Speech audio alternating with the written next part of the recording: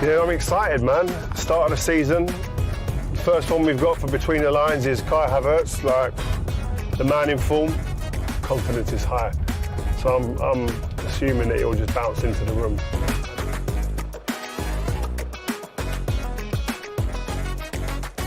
Hey, my friend. How you doing? You okay? Yeah, good to See you, man.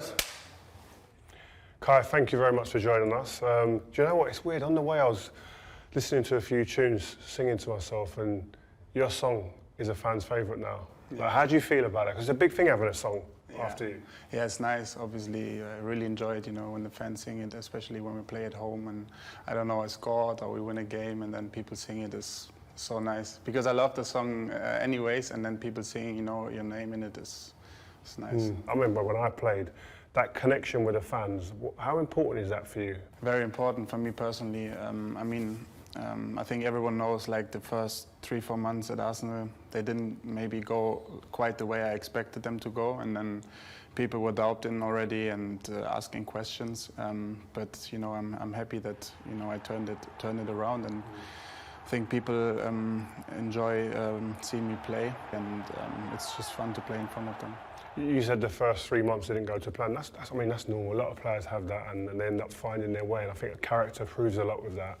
But how satisfying is it for you proving Arsenal right in investing in you? Yeah, I think it's the best feeling I think you can have.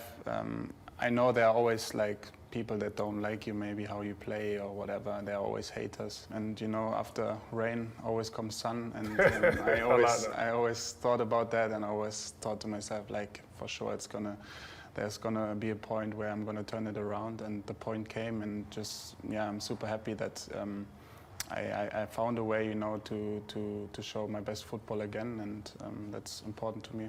From what I hear as well from all your teammates and people that have worked with you, that you're really professional. And does that confidence come from knowing what you do behind the scenes as well?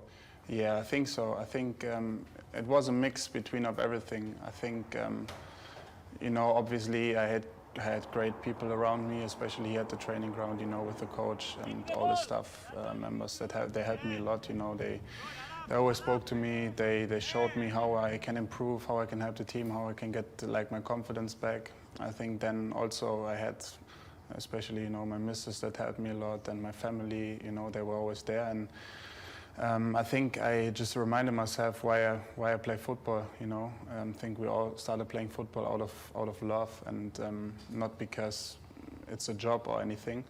When I found the joy again, I think things started to flow again. And I try to be as professional as I can, and try my best, to get the best out of me every day. Like every man, when you're happy at home, exactly. And the wife's happy, you're happy. And that's why you get married in the summer.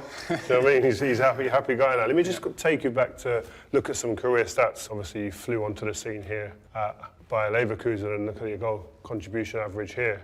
It was phenomenal. Obviously, at Chelsea, didn't go as well as you maybe would have liked, but this here, you are a man in absolute form.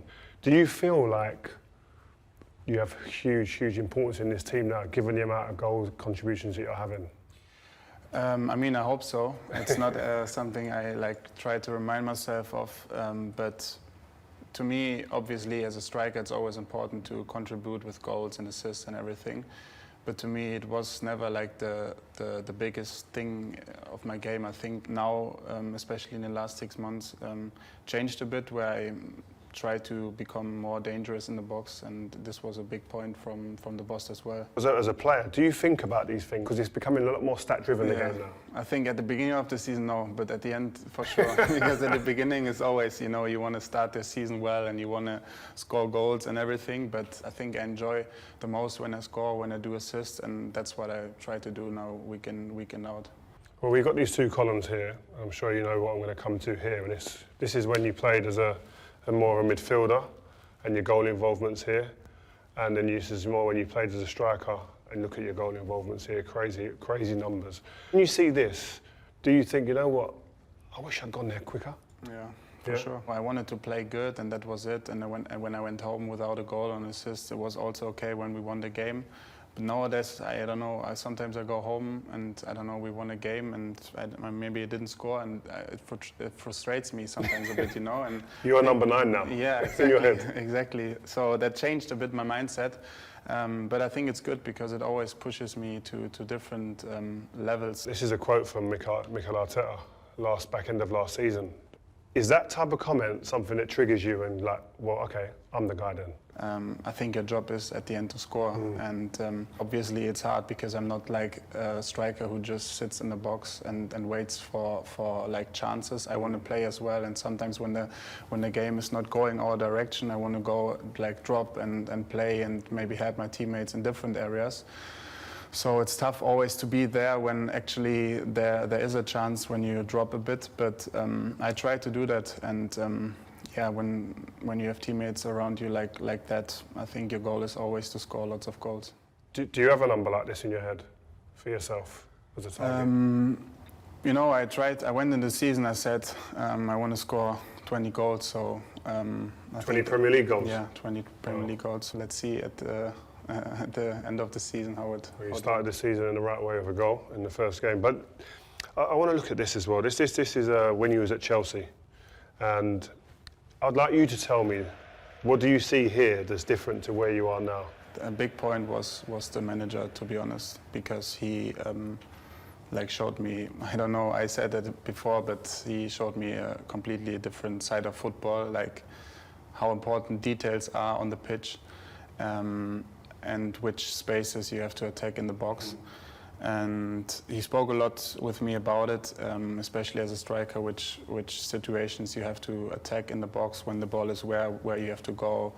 What would he have said specifically here for you? I think at this situation now to attack the first post, you know, it's not always about at the end letting me score or that I score. It's also more when I go now, for example, that direction, it opens up the whole space behind me for, let's say, attacking midfielder. That space there will be open. Exactly. If you bring the defender with you to go here. Exactly. Okay, so that's about movement, which takes me nicely to your next clip. Here you see this is against Brighton, and this is the difference, and this is what I loved watching when we were researching what you were doing. There's you. And I think this is, you can tell me if I'm wrong here, but you're looking to get into this space here. This is where you want to go and earn your money and get your goals. But for me, what I saw here, which was so different but beautiful to see, is your movement. And it's almost like all you're looking to do is to get this defender to look here or move over here.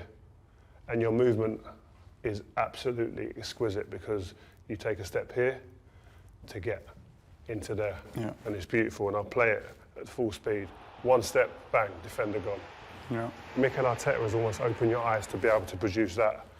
To be honest, I think so. Small margins and small details in a game nowadays, they're so important. Obviously, it's nice to score, but at the end of the day, we need to win the game. And when I create space for another player scoring a goal, it counts the same.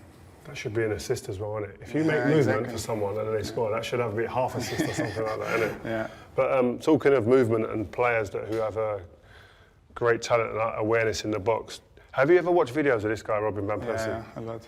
Bro, because the movement from the clip I just showed you before the first clip against Brighton and this clip, it's like you must have watched or you've seen or smelt what he does. Like, this movement, man. Look at, straight away, he's got the defender's eye line, straight away. And that step, like you made, boom here, to then get there is like ridiculous. This is like art for me.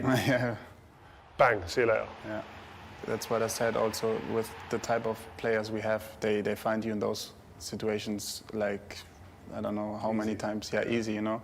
If you have a good connection to them, then probably they understand your movements and everything. That's why maybe it took also at the beginning a bit for me, you know, to get used to the players. I'm not like a person who goes out. I'm at the beginning always a bit shy, but then when you understand people and they understand you, it's much easier to connect on the pitch as well.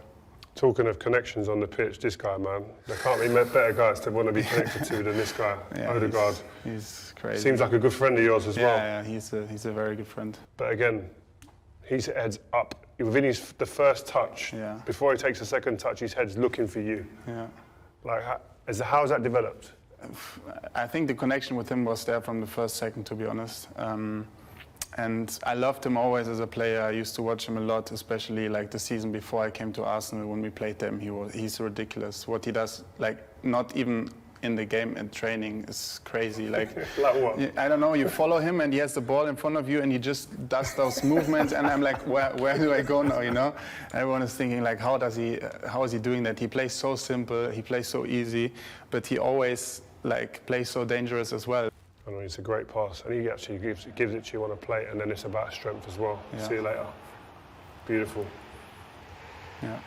Yeah, he's ridiculous. Is he one of the most key players in the team? For you personally? Yeah, for sure. I think not because he's the captain, but also because he's like a very good friend of mine now, and he's just a nice guy. And I think people at the beginning, when he became captain at Arsenal, I don't know how it was, but people were asking questions. But he does his job like brilliantly, and he connects everyone together. Like not even the players, but like the staff, the team, the fans. Everyone is like in one boat, and you really feel that like every day when you come to the training ground. Well, before I let you go, 2 tough seasons in terms of disappointment, just failing at the last minute with Man City. What are your aspirations for this season? Is it to go and win the league and win the Champions League straight away? I think we showed that we have the quality to beat them, and we're gonna go for it for sure. But I think I always don't like to, at the beginning of the season, to say a big thing. I like it more to like speak after every week and see how we go. But I think everyone here at the training ground is desperate to win something for the club, for us, and that's what we try to do. Right, listen, Kai, I know you've got to go to training. Thank you so Pleasure much. to speak to you. Good to see you and good luck, man. Thank you very much. Keep scoring.